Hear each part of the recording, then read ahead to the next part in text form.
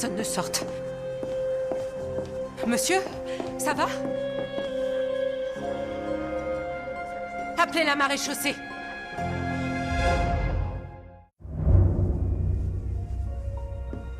Rien ne semble indiquer qu'il ait souffert. Un coup de poing aurait-il pu le tuer? Ce n'est pas impossible. Son cou est gonflé et rouge à cet endroit. Un coup violent aurait pu léser le bulbe rachidien, provoquant une espèce d'accident cérébral. Savez-vous ce qui a causé cette bagarre? Ah, ces messieurs dansaient, puis les coups ont volé. J'ai tout vu. Un type l'a frappé violemment à la tête, et de là, ça a dégénéré. Vous avez vu qui l'a frappé? Oui, il est sorti par derrière. Pourriez-vous le décrire? Bien sûr, il avait environ 40 ans, et le visage un peu tuméfié. Avez-vous également pris part à cette altercation? Non. J'étais simplement là afin d'écrire un article sur ce club pour le compte d'un nouveau journal spécialisé dans le divertissement. Un journal dédié au divertissement? Pas sûr que ça ait du succès. Puis-je vous offrir un verre? Oui, avec joie. Qu'avez-vous trouvé, monsieur? Il s'agit d'une lettre à l'attention d'un certain monsieur McCormick, demeurant au 17 First Street. Merci d'avoir accepté de me parler, ainsi que pour toute l'aide que vous m'avez apportée. Jamais je ne l'oublierai. Cordialement, Daniel. George, veuillez aller à cette adresse et voyez ce que vous pourrez trouver sur le dénommé McCormick. Oui. Vous deux, suivez-moi. Il ne peut pas être parti bien loin. Allez voir de ce côté, Tucker. Monsieur, par ici. Regardez, il a un insigne. C'est un officier de police. D'où Jésus. Bon, emmenons-le au poste en espérant qu'il dégrise un peu. Tucker!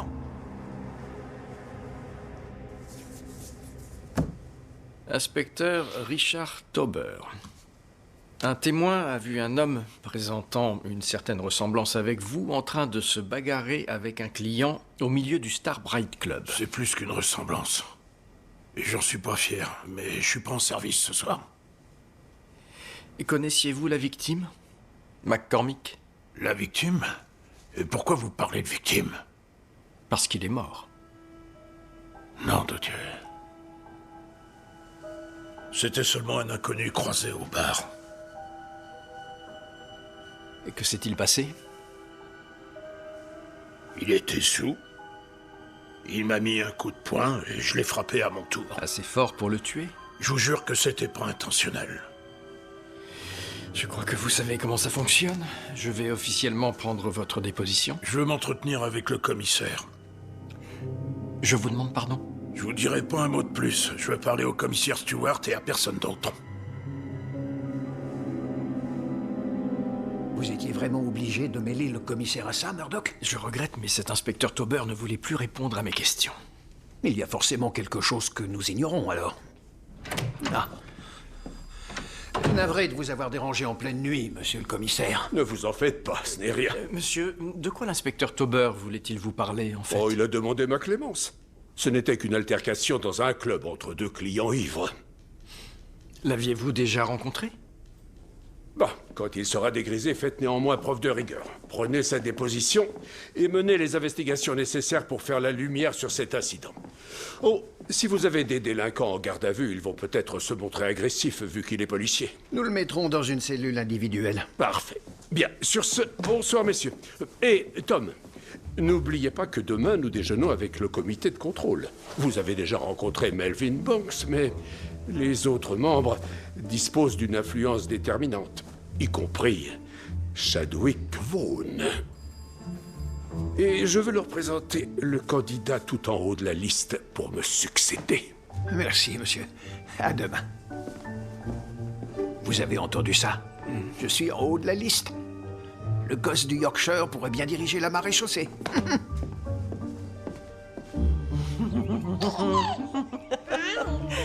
Je crois qu'elle a presque terminé. Tenez. Merci, Claudette. Je pars travailler. Où souhaites-tu que l'on se rejoigne ce midi? Oh, pardon, j'avais oublié. On ne se verra pas aujourd'hui. Non? Non, je dois déjeuner avec le comité de contrôle. L'un de ses membres a décidé d'organiser un buffet dans sa résidence. Oh, d'après ce que j'ai entendu, l'inspecteur Brackenreed est censé lui aussi y participer. J'ignorais complètement que tu avais une invitation. En fait, j'ai pu en obtenir une à la toute dernière minute. J'ai dû jouer de mes relations avec d'anciens collègues de l'université, mais j'ai fini par être sur la liste des convives. Je suppose que tu vas y aller pour solliciter des dons.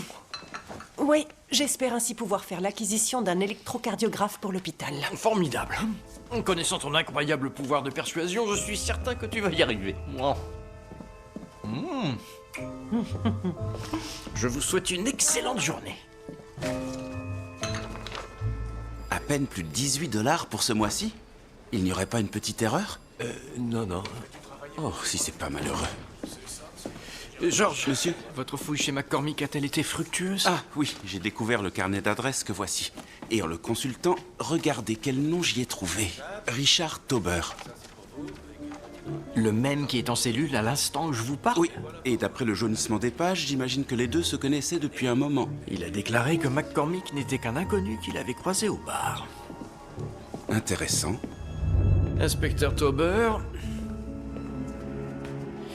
Hey! Inspecteur Richard Tauber! Il est encore aviné. Non mais je vous jure. Hé, Tauber! Debout! Oh, Seigneur! Monsieur, il s'est ouvert les veines.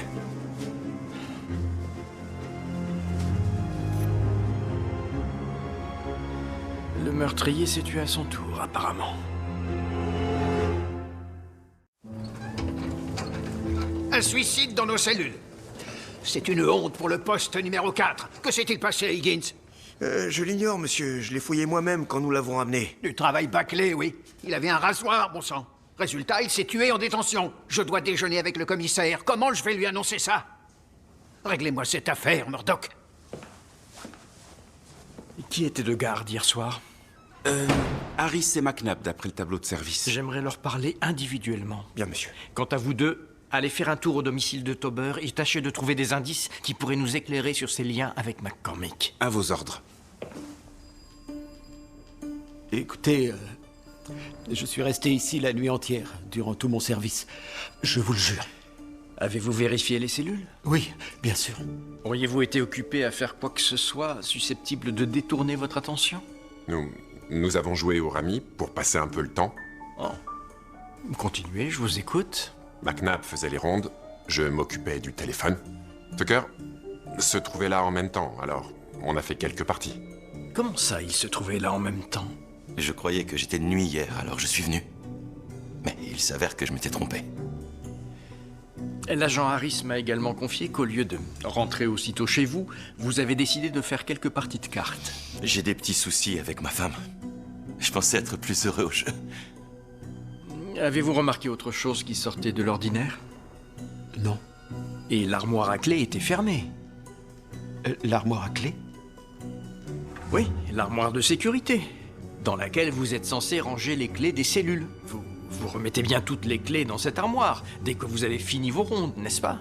Oui, évidemment, mais il arrive aussi parfois qu'on les laisse sur le crochet près des cellules, comme on le faisait dans le temps. Une minute, dois-je comprendre que des agents du poste numéro 4 font preuve de négligence sans le moindre état d'âme lors de chaque service? Des pétéchis. Les hémorragies au niveau des poumons de cet homme me poussent à penser qu'il est mort par asphyxie, et non pas en se vidant de son sang. J'ai aussi remarqué ceci. Des éraflures autour de son cou. Comme s'il avait tenté désespérément de se défaire de quelque chose qui le serrait au niveau de la gorge. Est-ce qu'il avait du sang sous les ongles? J'allais justement vous en parler. Bien. Nous pouvons en conclure qu'il ne s'est pas donné la mort, quelqu'un l'a étranglé, et lui a ensuite taillé les veines afin de maquiller cela en suicide. Mais comment, s'il était en cellule? C'est ce que j'ai l'intention de découvrir. Il me faudrait ses effets personnels pour faire une recherche d'empreinte. C'est noté. Merci.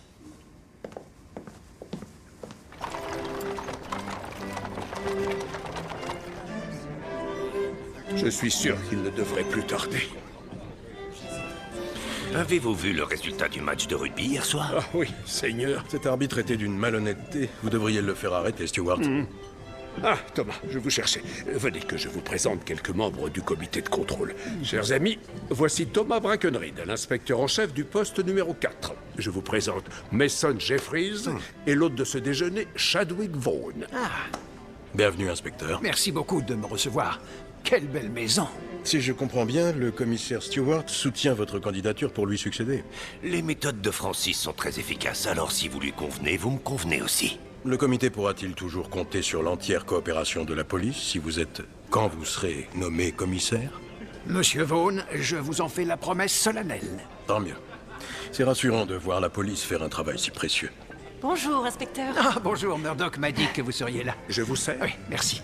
Messieurs, je vous présente le docteur Julia Ogden, qui est à la tête du Women's College Hospital. C'est aussi l'épouse de mon meilleur inspecteur, William Murdoch. Un hôpital pour les femmes, ça a l'air fascinant. Oui, nous pouvons nous targuer d'un franc succès grâce à nos généreux donateurs. Nous avons déjà soigné plus d'une centaine de patientes, dont bon nombre étaient mariées et avaient des enfants. Ça alors? Je devrais peut-être aussi vous faire un don, docteur Ogden. Au cours de la nuit dernière, un homme a été étranglé à l'intérieur de nos cellules. C'est une affaire des plus graves qui remet fortement en cause notre intégrité en tant que fonctionnaire de police. Ce n'est pas tout. En inspectant les affaires de la victime, j'ai découvert sur le bouton de son col de chemise une empreinte d'origine inconnue. Ce qui m'amène donc à formuler l'hypothèse suivante. Un individu qui n'avait pas à se trouver dans notre poste a réussi je ne sais comment à accéder aux cellules. Et il y a autre chose qui m'interpelle. Au cours de la nuit, personne n'a vérifié comment allait Richard Tauber jusqu'à ce que son cadavre soit découvert dans la matinée. Quelqu'un a laissé entrer un meurtrier dans nos locaux. Par conséquent, je vais mettre en place une nouvelle politique. À partir d'aujourd'hui, j'ordonne que soit doublé le nombre d'agents affectés au service de nuit. J'imagine déjà ce que vous êtes tous en train de vous demander. Aussi, permettez-moi de vous répondre. Non, ça ne vous donnera pas droit à des journées de repos. Et non, vous ne serez pas non plus payé en heures supplémentaires. À ce point de l'enquête, je ne saurais que trop vous déconseiller de garder le silence pour couvrir un collègue. Si vous décidez d'aller dans cette voie, je vous préviens, vous deviendrez alors complice de meurtre. George Henry, dans mon bureau.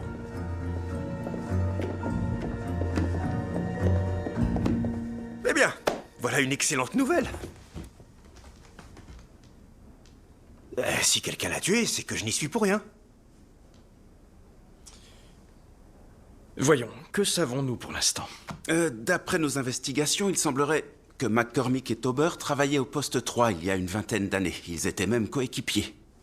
Donc, ils se connaissaient bien. Depuis longtemps.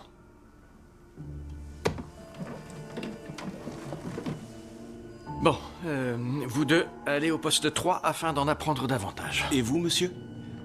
Je dois me rendre de ce pas à un déjeuner. Bien sûr, avec plaisir. Mais je ne peux pas cet après-midi. Appelez mon bureau, on s'arrangera. Commissaire Stewart. Inspecteur, quelle surprise de vous voir ici. Si c'est votre femme que vous cherchez, je crois qu'elle est repartie. En fait, j'espérais parler avec vous. Oui, Tom m'a tout raconté. L'homme que vous avez ramené au poste hier soir s'est donné la mort. Quand vous vous savez coupable, ça finit toujours par vous rattraper. Justement, monsieur, l'examen du médecin légiste a démontré que l'inspecteur Tauber a été étranglé. Autrement dit, son suicide n'était qu'une mise en scène.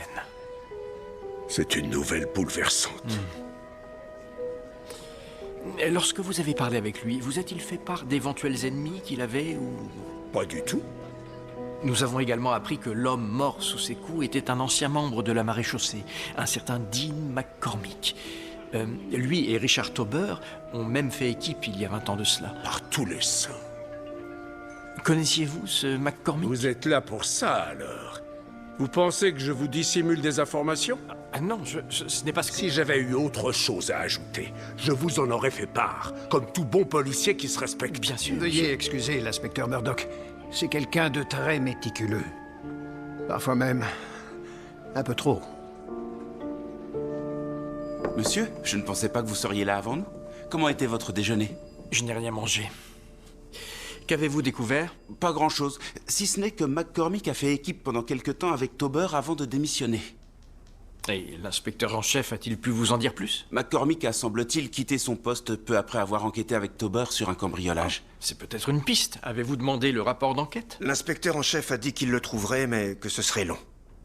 Avez-vous trouvé au moins une information sur cette affaire? Eh bien, il nous a dit que le cambriolage avait eu lieu dans une bijouterie de Queen Street. Il ne se souvient pas très bien comment elle s'appelle, seulement qu'elle a toujours été là. Vous deux, sortez. Je comptais sur ce déjeuner pour faire impression sur des personnes très importantes. Monsieur, le commissaire Stewart est la toute dernière personne à avoir parlé avec Richard Tauber. Et il vous a répondu sans détour, alors laissez-le tranquille. Je trouve cela vraiment curieux que le commissaire ait accepté de venir au poste tout à fait cessante à un moment avancé de la soirée pour s'entretenir avec quelqu'un qui lui était prétendument inconnu jusqu'alors, et que quelques heures plus tard, cette personne soit retrouvée morte. Qu'est-ce que c'est? J'ai pu relever une empreinte sur l'un des boutons de Tauber. Je l'ai comparée aux vôtres ainsi qu'à celle de George, de Henry et de tous ceux qui l'ont approché. Et là, j'étais en train de la comparer à celle du commissaire Stewart. Vous le considérez sérieusement comme suspect dans cette affaire de meurtre? Je ne fais que suivre la procédure, monsieur. Et soyez tranquille, il ne s'agit pas de son empreinte. Cherchez plutôt quelqu'un avec un vrai mobile pour tuer Tauber. D'accord? Ôtez-vous de mon chemin! Monsieur, je crois avoir le nom de la bijouterie qu'on a cambriolée à l'époque. Comment l'avez-vous trouvé? Facile, j'ai appelé Ruth. Elle connaît toutes celles de la ville.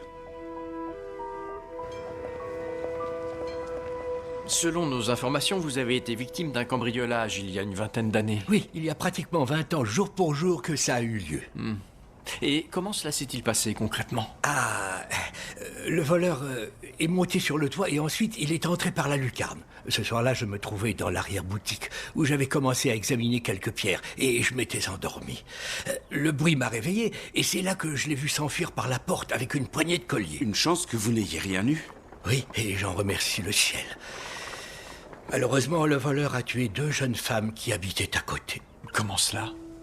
Je croyais qu'il s'agissait d'un simple cambriolage.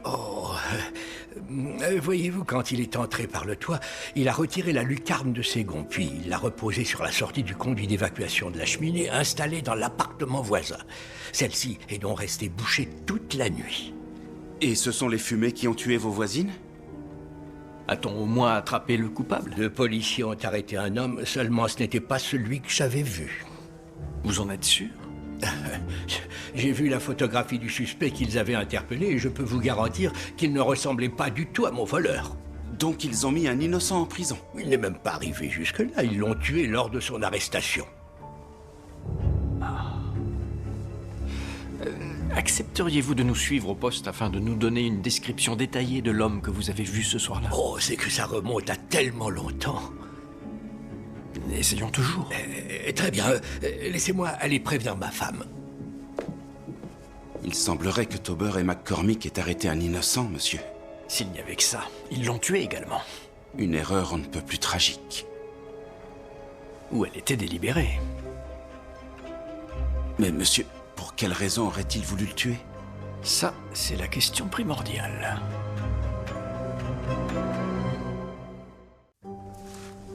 Non, il avait le visage plus pointu, un peu comme une fouine. C'est étrange. Voilà, on se rapproche. Le témoignage de M. Wetzman n'est pas là-dedans. Pourtant, je l'ai donné, je m'en souviens, et je l'ai signé. Oh, je n'en doute pas. Ce dossier ne me semble pas très épais, d'ailleurs. C'est assez troublant, en effet. Je crois que M. Wetzman a raison, ils n'ont pas cherché le vrai voleur. Le suspect qu'ils ont arrêté s'appelait Wayne Baker. Il avait 45 ans et il pesait 135 kilos environ, regardez. Mais l'homme que j'ai vu était jeune, lui, et très vif. Comme un renard. Ah oui, voilà, c'est lui. C'est lui. Bon, parfait. Merci, Monsieur Wetzman. D'après ce que je lis ici, Baker était connu de la police, mais pour de petits larcins. Oui, et apparemment il privilégiait les entrepôts sans surveillance. Tout à fait, ce cambriolage de bijouterie ne lui ressemble pas. Mais puisqu'il a été tué en tentant de fuir la police, personne n'a cherché plus loin. C'est bien, je vois que vous n'en avez plus après notre commissaire. Non, monsieur, mais... Stewart mérite le respect. Pendant des années, il a fait ses preuves à la tête du poste 3. Et voilà enfin quelqu'un de haut placé qui accepte de m'aider à avancer dans ma carrière. Un instant, monsieur. Vous parlez bien du poste 3? Oui. Et donc, vous dites que le commissaire Stewart était l'inspecteur en chef du poste numéro 3 il y a 20 ans? En effet, pourquoi? Eh bien, lorsque je lui ai demandé s'il connaissait Richard Tauber, il a esquivé la question. Il y a 20 ans, Tauber et McCormick étaient agents au poste numéro 3. Ce qui signifie qu'il était leur supérieur direct. Ça remonte à loin, il a oublié peut-être. Quand bien même ce serait vrai, il a parlé avec Tauber en salle d'interrogatoire hier. Ça lui est sûrement revenu en mémoire, alors pourquoi l'avoir caché? Nous avons rouvert une ancienne affaire dans laquelle ils ont tué un homme. Un suspect dénommé Wayne Baker, dont nous sommes convaincus de l'innocence. Monsieur, il s'agit peut-être d'un crime qu'ils ont dissimulé. Et si tel est le cas, alors le commissaire Stewart pourrait en avoir été complice. Pour moi, c'est probablement une histoire de vengeance. McCormick n'avait pas de famille, donc le tueur de Tauber fait peut-être partie de l'entourage de ce Wayne Baker. Si, comme vous le dites, il était bien innocent. Monsieur, oubliez Stewart, ça ne débouchera sur rien. Bonne soirée et à demain. Mais enfin, si Non, je veux que vous orientiez votre enquête sur quiconque aurait pu vouloir venger ce Baker. C'est très vague. Un policier a été tué alors qu'il était sous notre garde. C'est pas le moment de lambiner.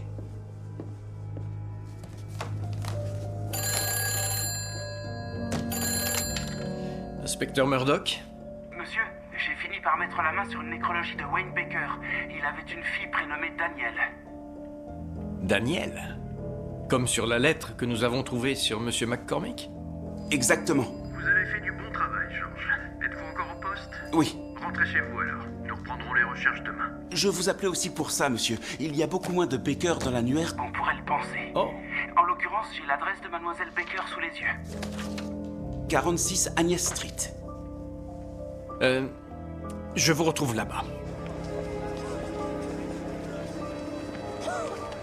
Grand Dieu. Êtes-vous sûr que c'est la bonne adresse? Oui, certain. Y a-t-il quelqu'un à l'intérieur? Je ne sais pas. Mademoiselle, ça va? Vous êtes Daniel Baker? Non, attendez! Arrêtez-vous! Mademoiselle, s'il vous plaît! Laissez passer! Mince alors. Monsieur? Il n'y a personne. Je crois avoir vu Daniel Baker. Où est-elle? Disons simplement qu'elle a été plus rapide que moi.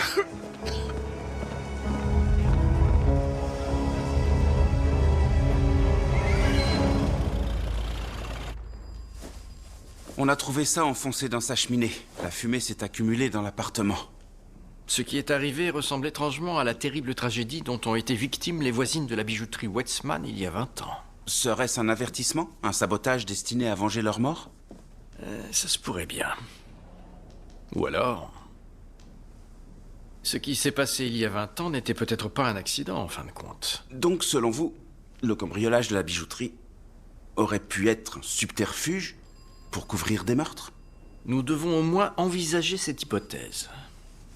Peut-être bien que le vrai coupable voulait que la police concentre ses investigations uniquement sur ce cambriolage, afin d'éviter qu'elle ne s'intéresse de trop près à l'identité des deux victimes mortes dans l'appartement voisin.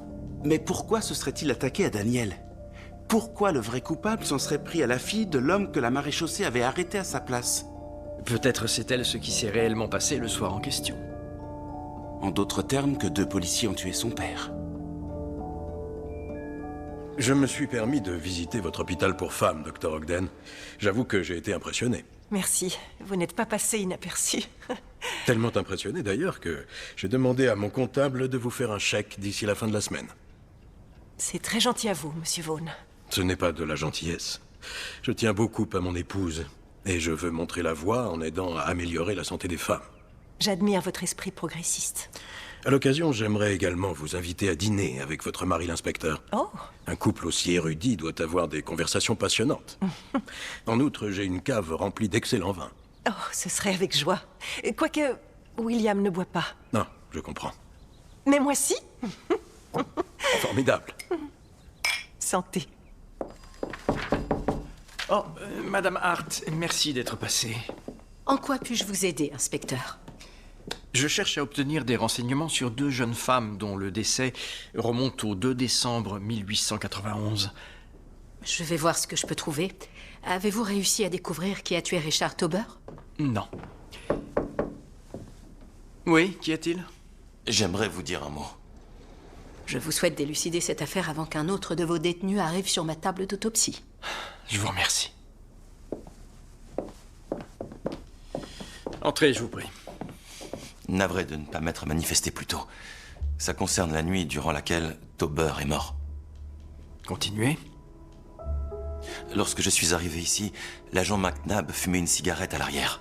Vous aviez dit qu'il faisait sa ronde, pourtant. Je ne voulais pas l'accabler. Seulement, pendant qu'il fumait, il avait laissé la porte ouverte. Et quand je suis repassé plus tard, elle l'était toujours. Vous ne l'avez pas refermée? Si. Mais ça faisait déjà un moment qu'elle était comme ça. Je vois. L'agent McNabb a un nouveau-né à la maison et il est épuisé nerveusement. J'espère que vous vous montrerez clément avec lui. Très bien. Dites-lui de venir me voir et ensuite j'aimerais que vous classiez tous les procès-verbaux laissés en attente par vos collègues. Vous voulez bien? Que va-t-il arriver à l'agent McNabb? Quoi que je puisse décider, je ne crois pas que ça vous regarde.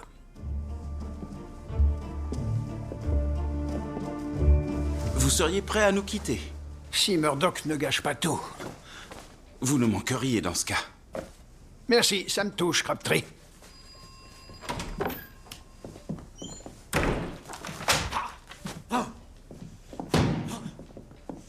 Qu'est-ce qui lui arrive? Je crois que Murdoch a trouvé qui a laissé la porte des cellules ouverte.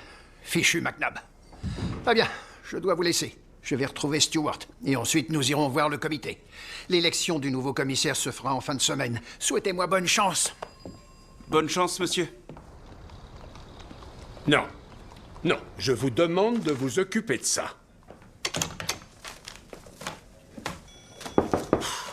Ah, ce cher Tom, bonjour. Vous êtes en avance, c'est bien.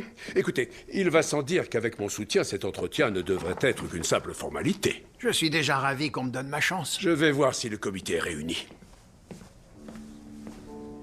Et je compte sur vous pour me remettre ce rapport avant ce soir. Oui, monsieur.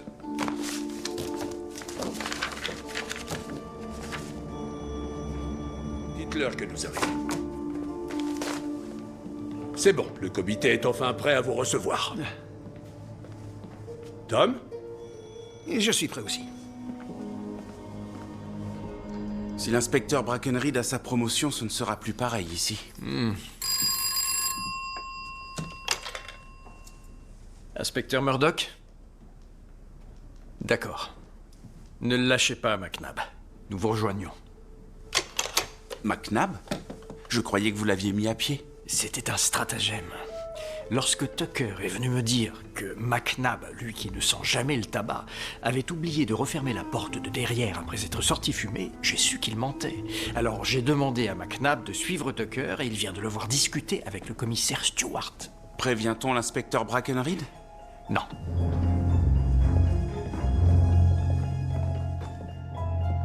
McNabb, êtes-vous sûr que Tucker est là? Oui, il est venu juste après avoir vu le commissaire. Il vient d'entrer. Bien. Bloquez toutes les issues. Que manigance Tucker, à votre avis?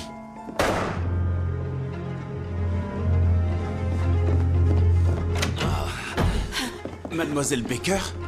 Lâchez votre homme.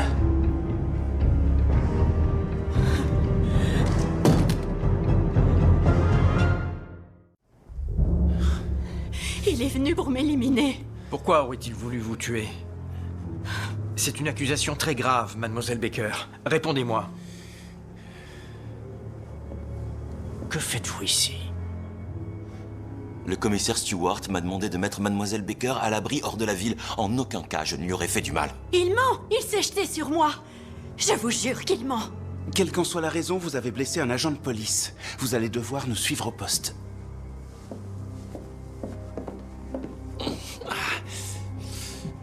Allez faire examiner votre blessure à l'hôpital. Depuis que M. McCormick m'a avoué la vérité, les cadavres se succèdent. La vérité sur quoi? Il m'a dit qu'il y a 20 ans, lui et son coéquipier Richard Tauber ont arrêté le cambrioleur d'une bijouterie. Ce vol a tourné au drame. Le voleur a causé la mort de 2 femmes habitant à côté. Qui était ce cambrioleur? M. McCormick l'ignorait. On leur a donné l'ordre de le relâcher. Alors ils sont venus chez nous chercher mon père. Et quand il a voulu s'enfuir, Richard Tauber l'a tué. Mademoiselle Baker, serait-il possible que vous ayez mal interprété les intentions de l'agent Tucker? Non. Pourriez-vous me dire ce que vous faisiez dans cette maison close pour commencer? J'ai une amie qui travaille là-bas et elle me cachait. Donc, vous vous cachiez. Vous vous sentiez menacé. Et vous aviez déjà été poursuivi par un représentant de la loi, l'agent Crabtree. Il y aurait là de quoi influencer votre jugement. J'étais âgée de 6 ans lorsque j'ai vu un agent de la maréchaussée battre mon père à mort alors qu'il tentait de lui échapper. Il est tout à fait compréhensible que l'on ait une peur panique de la police après un événement de ce genre. Ce n'est pas mon cas. Mais je me rappelle très bien à quoi ressemble le visage d'un homme prêt à tuer, et c'est ce que j'ai vu ce soir. Qu'est-ce qui vous a motivé à retrouver McCormick? Ça faisait des années qu'il m'envoyait des petites sommes d'argent. Alors, comme je dois bientôt me marier avec un charmant jeune homme de Montréal, je voulais le remercier. Et comprendre pourquoi il faisait ça. J'avais toujours été persuadée que mon père était coupable. Et que c'était à cause de lui que ces 2 pauvres femmes étaient mortes. Mais McCormick vous a dit que c'était faux. Oui. Ça lui pesait depuis longtemps. Et il avait toujours pensé que son collègue avait volontairement tué mon père. C'est pour ça qu'il avait quitté la maréchaussée. Madame Hart, vous avez du nouveau, j'imagine. Oh, oui, très juste. C'est quoi cette histoire de femmes tuées à cause d'une cheminée obstruée? Eh bien, elles sont mortes par asphyxie à côté de la bijouterie Wetzman, en 1891. Mais nous pensons qu'elles ont été délibérément tuées par l'homme qui a cambriolé la bijouterie ce soir-là. Et Madame Hart a réussi à retrouver leur identité? Oui, c'était 2 sœurs, en fait. Elsie et Nora Haynes, âgées de 20 et 22 ans. C'est parfait, merci. Faites-moi un thé, Crabtree. De vous à moi, le commissaire Stewart est mêlé à ça, oui ou non? Eh bien, en tout état de cause, je pense qu'il a participé à la dissimulation de ce qui s'est passé il y a 20 ans. Et concernant les récents événements? Je l'ignore, monsieur. Cela dit, les 2 affaires sont liées. J'ai demandé à notre portraitiste de dessiner le suspect décrit par monsieur Wetzman, mais cette fois en le vieillissant de 20 ans. Et ça ne ressemble pas du tout au commissaire Stewart d'aujourd'hui.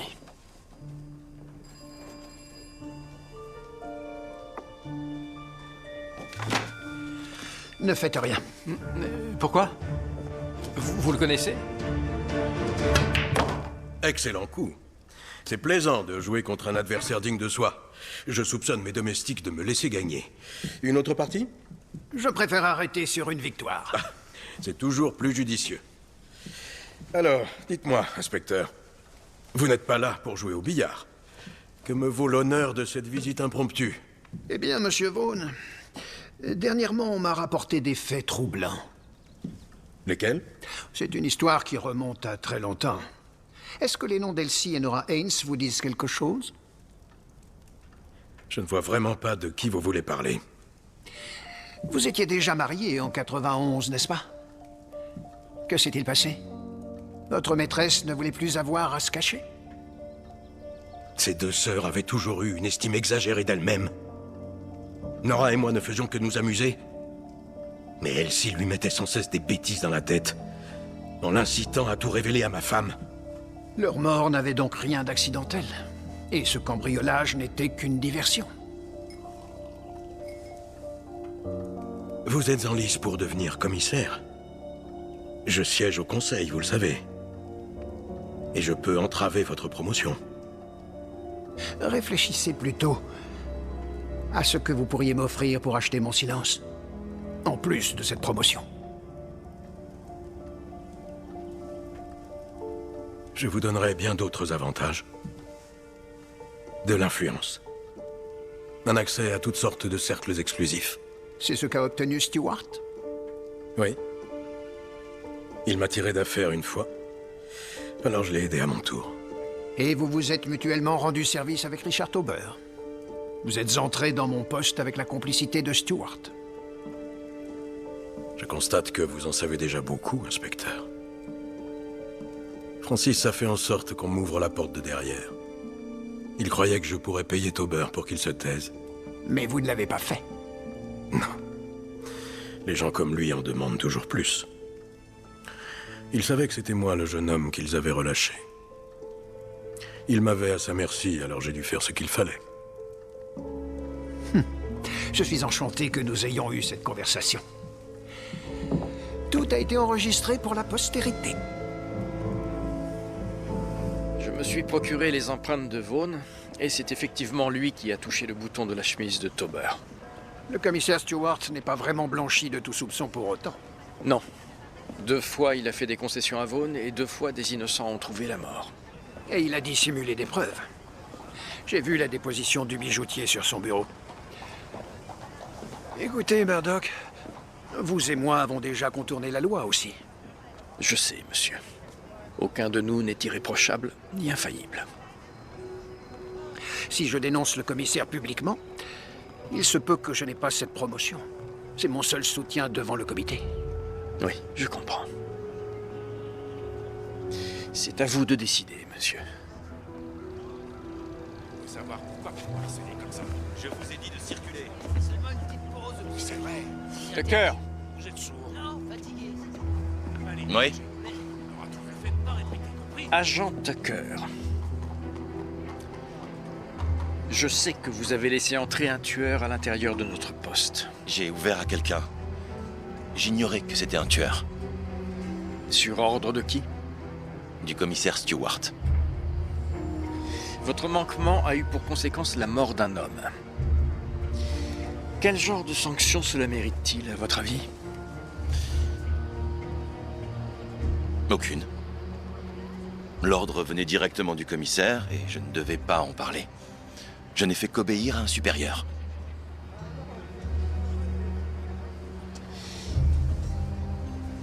Je vous ai à l'œil, agent Tucker. Et vous pouvez me croire, si jamais je vous reprends à faire la moindre faute...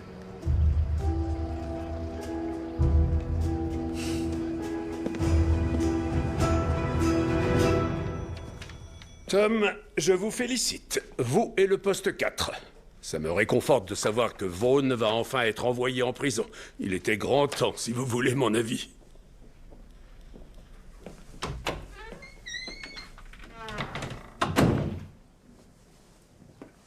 Je vous ai toujours considéré comme un homme de principe, commissaire. Je fais de mon mieux. Mais vous avez laissé Vaughn s'en tirer il y a 20 ans. Ce n'était qu'un gamin de bonne famille, je le connaissais. Son père m'a expliqué que le cambriolage de cette bijouterie était en fait une farce entre jeunes, un genre de défi qui a malheureusement mal tourné. Et l'assassinat des 2 voisines? Je pensais que leur mort était accidentelle. Si j'avais su que c'était un double meurtre... Sans oublier ce qu'ont fait vos agents. Comment ont-ils pu tuer un innocent? Je détestais avoir des affaires non résolues. Alors, ils ont dû se sentir contraints de trouver un coupable coûte que coûte. Seulement, l'arrestation s'est mal passée et ils ont tué ce pauvre Baker. Selon vos directives? Certainement pas, enfin. Mais Tauber avait l'habitude de battre les suspects. On dirait que pour vous, tous ces méfaits ne sont que de simples accidents. J'ai tendance à penser que les gens sont fondamentalement bons. Qu'y a-t-il de mal à cela? Il aurait peut-être fallu que vous donniez le bon exemple à vos agents. Balayez déjà devant votre porte, mon petit bonhomme, parce que le poste numéro 4 est loin d'être un modèle de rigueur. Quand Chadwick a commencé à se renseigner sur les parents survivants de Wayne Baker, je me suis inquiété pour sa fille, alors j'ai demandé à Tucker de la mettre à l'abri. Vous avez entraîné un de mes hommes dans votre combine? Je sais que j'ai mal agi. J'ai mal agi. Mais je sais aussi que vous voulez cette promotion. Et que vous êtes le plus à même de me succéder. On ne peut pas changer le passé. Allez-vous me laisser finir ma carrière ou me traîner dans la boue? Je vous laisse le soin de décider de votre sort. Mon petit bonhomme.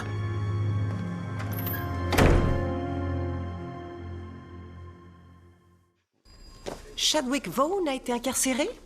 Oui, et ses relations ne pourront pas le sauver cette fois. Nous avons de quoi prouver formellement qu'il a tué Richard Tauber, ainsi que les 2 sœurs Haynes en décembre 1891. Et il a reconnu la tentative d'assassinat sur la personne de Daniel Baker. Eh bien, je suis ravie qu'il ait fini par être traduit en justice. Moi aussi. Seulement, ça me désole de savoir que ton hôpital ne va pas bénéficier de son soutien financier. Oh, Monsieur Vaughn n'est pas le seul donateur que j'ai charmé au cours de ce déjeuner. Je m'en vais chercher un nouveau chèque, justement.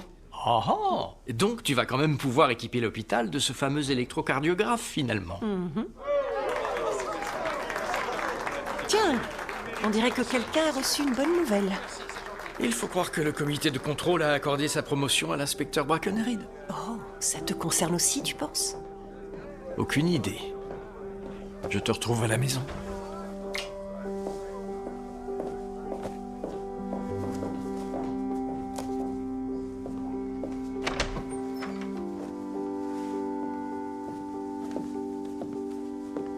Monsieur, nous allons tous au pub afin de fêter la promotion du chef. Et le bruit court que c'est Higgins qui paye.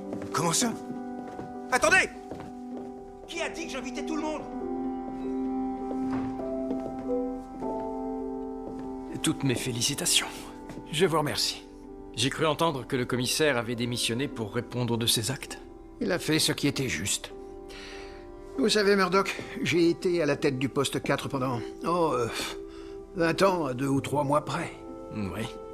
Et voilà qu'aujourd'hui, je dirige toute la police. Mais j'ai accepté ce rôle à une seule condition. Qu'on vous donne ma place.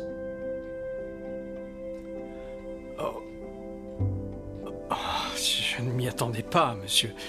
Étant donné que je suis catholique, avec tout ce que ça sous-entend... Les membres du comité sont d'accord, mais rien n'est encore définitif. Je ferai de mon mieux pour leur démontrer que vous avez fait le bon choix. Inutile, Murdoch. Je sais que j'ai pris la bonne décision. J'imagine que ces messieurs vont vouloir vous offrir un verre. Dites-leur que je les rejoindrai d'ici 5 minutes. Très bien.